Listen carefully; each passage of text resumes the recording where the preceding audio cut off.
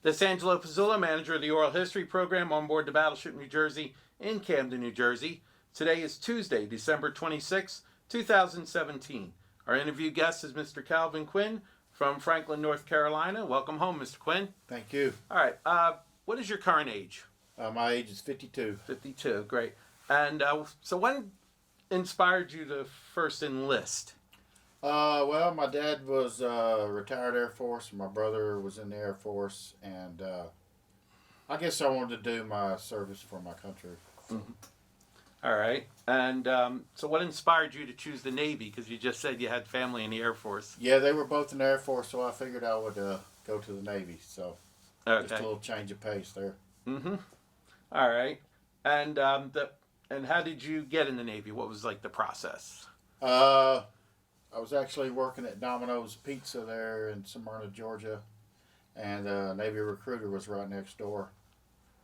And so I went into the delayed entry program when I was 17, and then about a year later, when I went to boot camp. Okay. And where was your boot camp at? Great Lakes, Illinois. Okay. And got any stories that you remember? Anybody that stands out from I don't remember a lot about boot camp. No, not really any stories. Just your basic 8-week boot camp. Okay. Now, did you go to any A schools? Yes, I went to Boiler Technician A School. All right. Where's that located? Great Lakes, Illinois. That's also in Great Lakes. All right. Any stories that you remember from there? No, not really. Just basically went to school, and studied and were ready for the fleet. So. Mm-hmm. Okay. Now, when did you get your orders that you were being signed in New Jersey? Was it right out of A school? Yes, I think I worked about a month on base there, and then I got the orders for the New Jersey. And what was your reaction? Do you remember? Well, I'd seen the pictures of the ship, and I was pretty excited to get it. Okay. Now, at the time, the timeline is correct. When did you complete A school? I believe it was the end of. Let's see, it was about 3 months. I'm a little bit fuzzy on the exact times. I think it was in the fall of '84. Okay, so at that time, the New Jersey was off the coast of Lebanon. I believe so. Yes. So how did you get there? Let's go over your trip to get to the New Jersey. Well, it had reached back to California by the time that I got there. Okay. So, I might have spent more than a month there on base. I know I worked at the post office there on base. Mm-hmm. Maybe that's what it was, waiting for the ship to get back. Okay. Probably, I guess. All right. So, you got your orders. You're waiting for the New Jersey, and you know she's coming, and you see it for the first time. What's your reaction? It was pretty awe-inspiring. Mm-hmm. I didn't realize how big the ship was. It was pretty good feeling. All right. And what were some of your duty stations on board? Well, of course, when you first come on board, you do the mess cranking. The 6 weeks, I believe it is, and then went right to the fire room, number 3 fire room. Mm-hmm. Stood messenger checks, lower level, saturated burnerman, pump one, superheater burnerman, and then made BTLW. Okay. So I stood them all down in the fire room. Right. Now, for general quarters, was that also your station? No, general quarters, I had been to, I took firefighting school and then advanced firefighting in San Diego. And then I was put in repair fore aft for a while as a firefighter. And then later on, I think as I went up in watch stations in the fire room, I got switched back to the fire room for my general quarters. Okay. All right. What are some of the places you've been while you were on board? We did Westpac, been to Korea, Japan, Hong Kong, China, Philippines, Thailand, Hawaii 3 times, or it might have been twice. Philippines, Japan. Yeah, Incheon, Busan, Korea, course, went into Seoul. So it'll be Korea, China, Japan, Philippines, Thailand. I believe that's all of them. Okay. And Hawaii. All right. Were any of those ports of call? Any of them stand out? Any stories you like to share? They all do, but we really loved Thailand. That was a beautiful place, Pattaya Beach. And the Philippines was good. They were all good. Okay. Especially back when you're young like that. Right. Okay. I'm looking at the date. You disembarked in May of '88. So yes. Yeah. So you were not part of the crew when it went to Australia for the bicentennial. No, I missed the Australia too. Okay. Which we were. I think we were supposed to go, but they called it off on our. But yeah, I'd like to see Australia. Mm-hmm. All right. So. Any times you had to go through the Panama Canal and that No, experience? the ship. That was right before I got on board. So. Okay. So you But never I heard stories.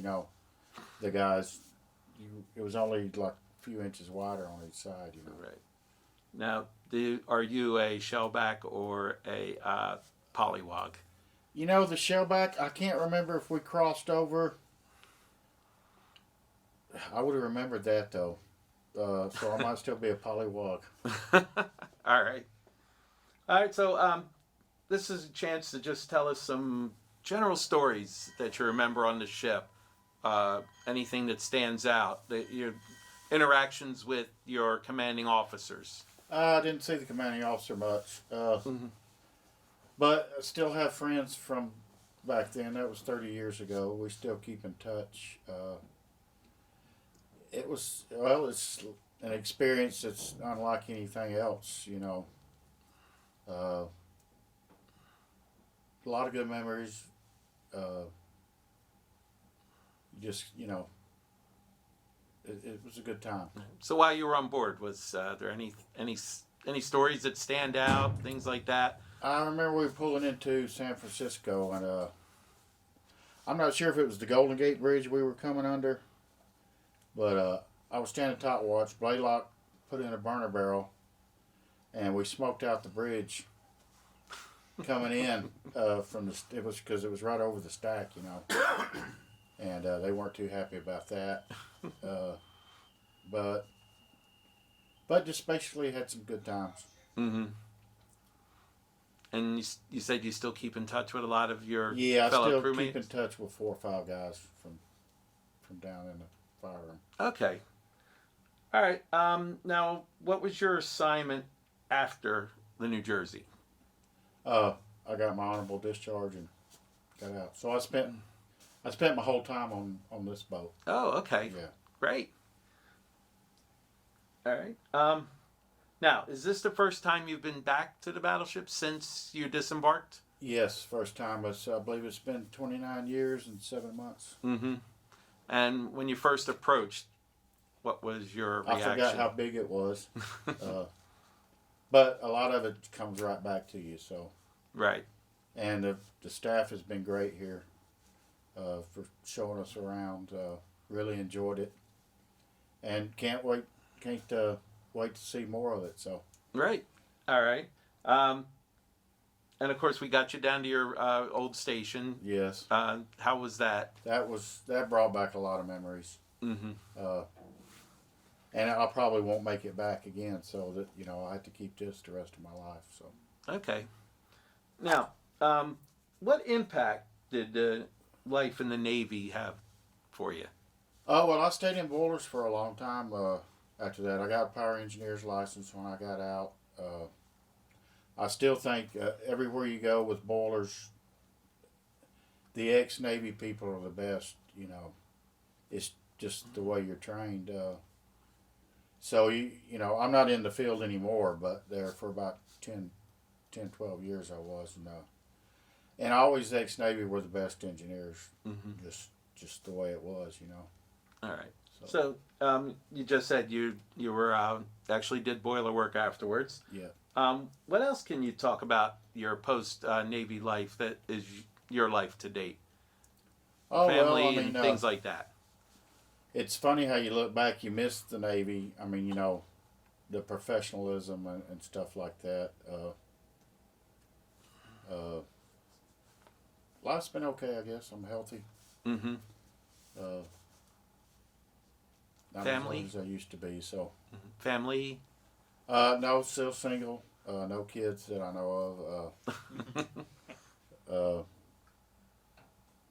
But I have wonderful brothers and sisters. My nephews and my brother-in-law. Okay. Uh, All right. Just now that we have a moment, let's go back to when you were in the service. Was there anything else that stands out during your time? Like any stories you can share from your time? You were talking about when we were down in the boiler 3. You were talking about the way the ship reacted when the big guns fired. oh yeah. Did yeah, you ever get everything shook? Yeah. Before I ask you that part, did you ever get a chance to actually get on deck to hear the big Oh, yeah. guns? Yeah, it'll make What your was that? heart. It'll make your heart skip a beat. Did you Mhm. ever see them No. go off? It's something else to. I guess we'll never hear them again, but yeah, that would make your heart thump right there. It would blow your hat off, if you were up on the main deck, because they would. You couldn't be right next to the turret, but you could be a couple of 100 feet back, and Okay. they'd rope it off. But it's funny how when you're young like that, you don't realize that you're experiencing something that's pretty unique. You know what I mean? And you don't realize it until you get older. That stuff like that is pretty special. But yeah, it was pretty impressive. Right. Now we'll go back to what was happening down in your station when the guns went off. Oh, everything shook, and we used to stand down there, and it was hot down there, so you stood underneath the vents. But when the guns went off, you knew to step out because I guess it was either the gunpowder or whatever would pepper you through the vent, Mm-hmm.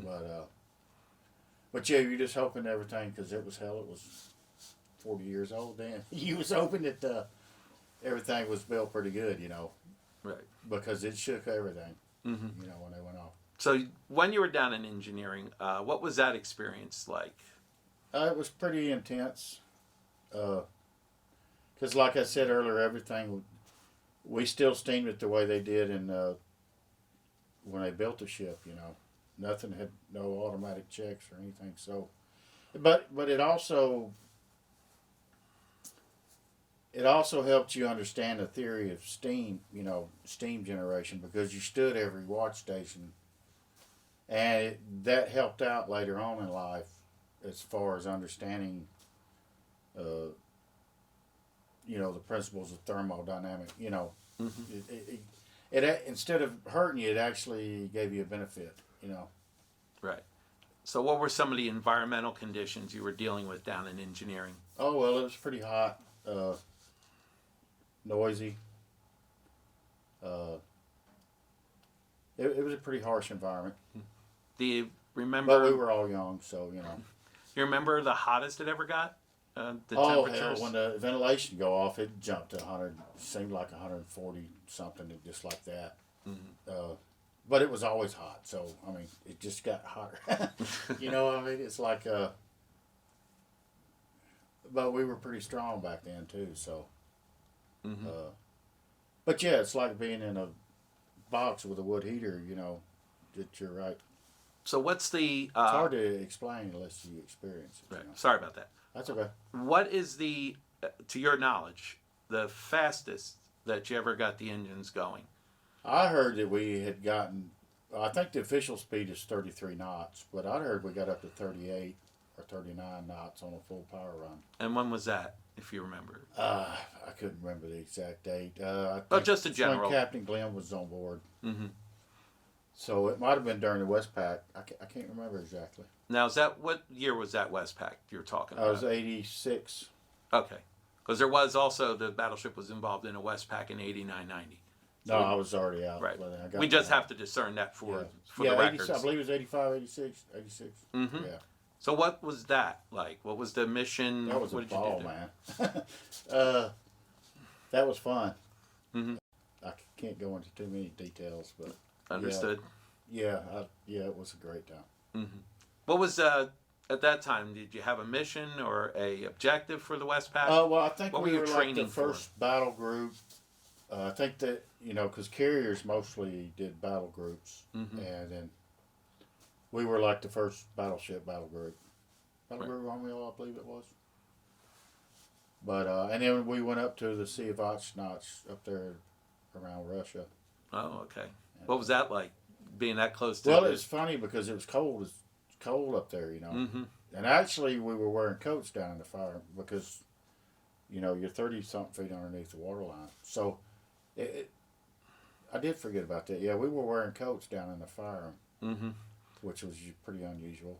Did you have any close contacts with the Soviets at that time? Oh, hell, it was Russian bears flying right over the stacks. It was periscopes. I mean, we try to get up on deck when we could, you know. But, yeah, it was yeah, there were Russian bears flying right over the stacks. And I know there were some subs out there. And, yeah, they monitored us pretty good. But you were in international waters, so. Yeah, we'd actually broke away from the battle group. That's when we did the full power run. Okay. And popped up there on them. And I believe Captain Glenn said that we can by God go anywhere we want to go. Or something similar to that effect. Mm-hmm. So, but, yeah, that was a pretty good trip. Now, you said you were in a battle group. What carrier I were believe you it. with? Well, they actually used the USS New Jersey as the central ship. Oh, okay. Yeah, I think it was the first time a battleship battle group had been deployed. Okay. I believe it was Battle Group Romeo, if I'm not mistaken. Okay. Yeah, that was the name. Actually, that's the same name they used in 8990. Oh, really? Yeah. Okay. That sounds familiar. That's why it sounded familiar. But yeah, we had took the place of a carrier, Mm-hmm. which a carrier would normally do that. Were there any admirals on board? Do you remember? This wasn't a flagship, right? At that time? At that time, no. Okay. And they usually, we didn't see a lot of, I think a lot of the officers were afraid to come down in engineering, to be honest. But, there might have been some that come on and then come out, but it wasn't a flagship at that time. I Okay. don't believe. Right. But I know when we were down in engineering, you did say Captain Glenn popped in on you now and then. Yeah, he did pop in one night. I was standing checks. Mm-hmm. But I like Captain Glenn. Cap Miller was the first captain when I was on board. I don't think I ever saw him. He always, yeah, we don't want to get into too much detail. But yeah, Captain Glenn was good. I believe he was from North Carolina. Okay. Yeah. All right. Anything else from your time on the ship?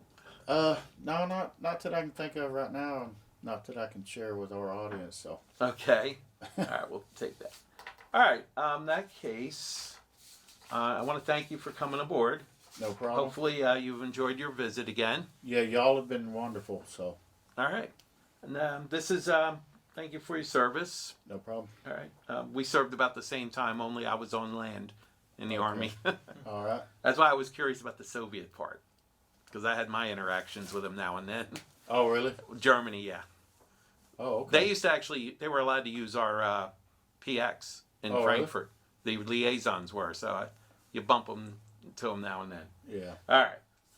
All right, this concludes our interview. This is Angelo Pizzula, manager of the Oral History Program on board the Battleship New Jersey in Camden, New Jersey.